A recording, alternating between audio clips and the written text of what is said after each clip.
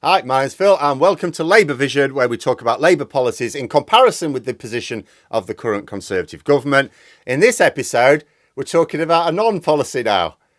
We're talking about the scorched earth policy that Rishi Sunak has applied to HS2, how Labour cannot retrieve it in the way some people suppose, but what I think Labour could do in order to push back against the worst of the damage. So when it comes to major infrastructure projects, the UK is incredibly backwards. All this fuss over 3 high-speed train lines that had already been cut back to 2, and now not even those are going to be completed. Japan has had high-speed rail since the 1960s, well before I was born. Other countries have been building up their own networks decades ago. The country most similar to us in terms of geography, population and GDP, France, has a well-established high-speed rail network. It's not an issue. Why is it an issue here? Frankly, it's embarrassing that we were so late to the party, and even then couldn't even manage to complete the initial phases when we had so many other countries whose experiences we could learn from. And the reason for this is really very simple. The Conservatives aren't interested in infrastructure, and Labour always fear when they come to power that a long-term project will just be, if you'll pardon the expression, derailed when the Tories come in, who will just block it or sell it off or something like that. And look what's happened. Last week, Rishi Sunak announced unilaterally, without any public mandate, that he was abandoning HS2.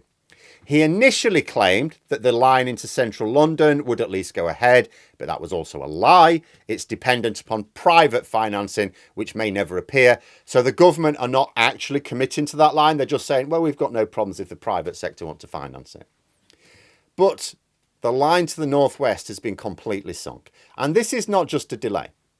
Sunak is selling the land acquired for the project in order to prevent a future government simply reviving it later. Now, some people say, well, Labour can just buy the land back using compulsory purchase orders. No. Let's go over what the reality facing Labour will be once the election is over and Louise Haigh is Transport Secretary. First of all, the land will have been sold, almost certainly to Tory mates and donors for knockdown prices. So how would Labour buy the land back? With what money?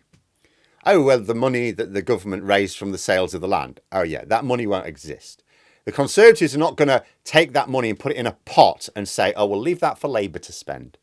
No. The money raised from the land sales, which, as I say, I would bet my right buttock will be a very small sum, is going to be used to pay off the contractors whose labours will not now be required. In fact, it wouldn't surprise me if Sunak leaves a deficit there. He sells the land, uses the money raised to pay off some of those contracts and leaves some of it hanging over for the Labour government to try and work out where they're going to get the money from for this work that's not being done. Then there's the second problem. So then you may imagine, well, if Sunak sells the land cheaply enough, and he's going to for his mates and donors, then even if the money's spent, then we can try and find the money to force the sale of the land back to the government at the price it was sold to. You know, we could do that legally. Okay. The people who buy the land are aware of that as well. And they will immediately sell it on for more money. The benefit of the Tories selling the land cheaply is twofold. First of all, they can earn themselves some lucrative favours. But secondly, the buyers can then sell it quite quickly at below market value still, so it's still a good deal, and still make a handsome profit. This is very much like the sale of Royal Mail, isn't it, really? No doubt a number of Tory ministers will earn lucrative favours from this, as I say. But the upshot of this is that Labour will not then be able to buy the land back from those who bought it from the government at that cost. They'll be buying it from a third party who paid more for it. Not only will that require much more money that we just simply haven't got, without elbowing other projects, which we're not going to do, but anyone not willing to have the land sold back at the original price can take the government to court. So then you've got years of expensive legal fees, and Labour would have to win every single case, and I've not seen a legal expert saying that Labour will be able to do this. I've seen no experts saying, oh yeah, Labour, it would take time, but Labour could absolutely do this. There's like doubt. And even if a single case is lost, well, that's land you need. You need all the land. That means you have to win every single case. The reality of this project is that you either get all of the land back or you might as well have none of it. In time, it's possible the project could be restarted, of course. This isn't like kiboshing it for like ever. But in the short term, Sunak is able to block Labour from continuing it, albeit with a Rishi Sunak-shaped pause in the timeline. However, that does not mean there is nothing Labour can do. The Tories are doing this because they think it's a trap for Labour. If I were Starmer, I would throw the trap right back at them. Labour have given no indication that they are thinking in these terms, and I don't actually know what their response is going to really be. But I would urge them to seriously consider this. I'm going to suggest that there are going to be aspects of this policy change from Sunak which are highly dubious. It might even be that some illegal activity takes place. I would certainly suggest that it is suspicious enough to warrant investigation. Apart from anything else, Parliament has supported a project that Rishi Sunak is now going to unilaterally disband without seeking Parliament's permission. If I were Starmer, I would give serious consideration to ordering, as soon as he becomes Prime Minister, a full public inquiry into the termination of the HS2 plans. Could be quite wide-ranging. Now, the more wide-ranging you make it, the longer it drags on. You don't want to drag on too long. But I would certainly look at the economic case, the full decision-making process involved at every step of the way. It would involve looking carefully at both the buying and the selling of this land, particularly for the West Midlands to North West leg. I think such an inquiry has a good chance of turning up not only Tory incompetence, but also a disregard for value for public money. And it may even turn up corrupt dealings. It may, as I say, unearth cases of illegal activity which can then be pursued.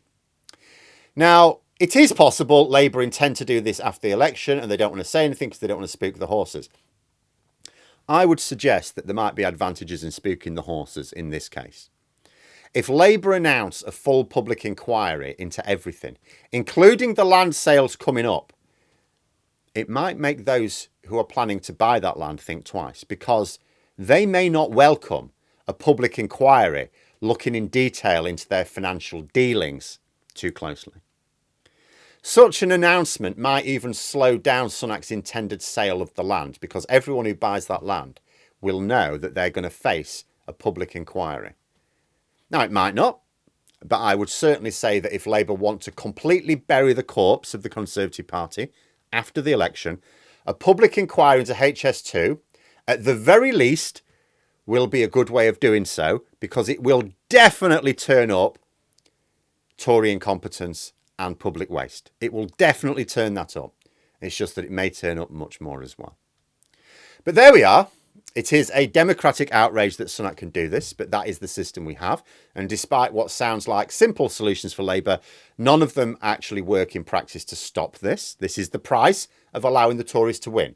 There are too many people who expect Labour, that they expect to be able to facilitate Tory governments, and then when they decide to get serious and get Labour back into power, expect them to wave a magic wand when they finally do win.